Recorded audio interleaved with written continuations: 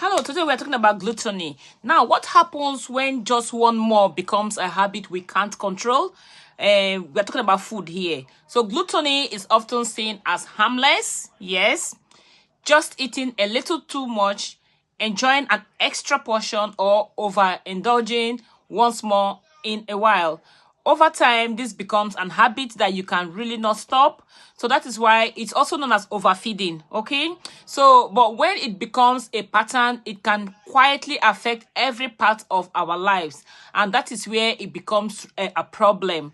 So, at its core, gluttony is not just about food. It's about excess. When I mean excess intake of food. So it's the inability to stop even when our body has had enough food.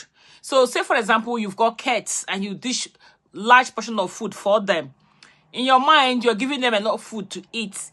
But over time, you see the food is way too much and they keep eating and eating without controlling or trying to stop. That is how you can know signs.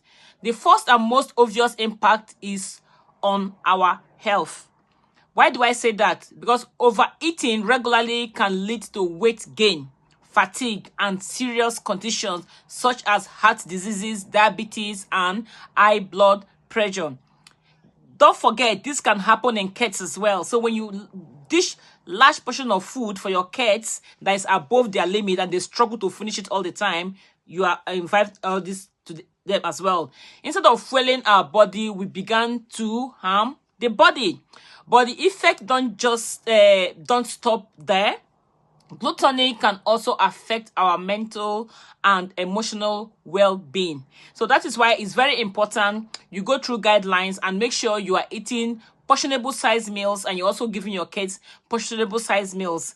Gone are days when we are ignorant of all this, and now that we are aware, we should try and follow policies and procedures. It can lead to feeling of guilt, shame, and loss of control, or sometimes confidence for kids that are in teenage age. So what starts at comfort can easily turn into regret. So if you're out there, you're a mom, you're dishing large portion of food for your kids and they become very, very obese at a tender age, you need to control that before they go into massive weight gain in their teenage age. It also impacts on our discipline. When we struggle to control one habit, it often spills into other areas of our life. So your child is asking you, Mom, I want this, Mom, I want that. Not because you don't have the money. You do, but you need to learn to control them and teach them to understand that you are doing this for their health, for the future. It affects our productivity, our focus, and even our self-confidence.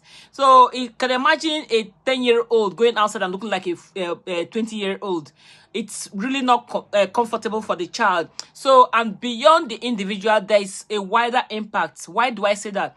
In a world where many people still go hungry, excessive consumption raises important questions about balance, gratitude, and responsibility. So it's up to us to make this change at the very start. Don't leave it till very late when the kids are big that you really can't control. It's something you can start as a parent, and the gradual change will lead to something good. So what can we do is the question. It starts with awareness, and that's the awareness we are creating. Gone are days we made the same mistakes as well, and we don't want people to make the same mistake. So listening to our body matters a lot. Understanding the difference between hunger and habit. Then practicing moderation, not restriction, but balance.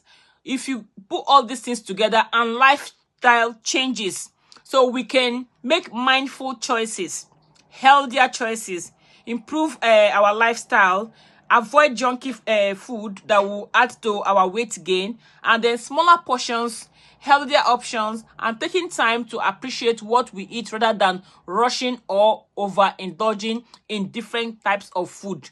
So I hope this video does make sense, because food is meant to nourish our body and not to control us.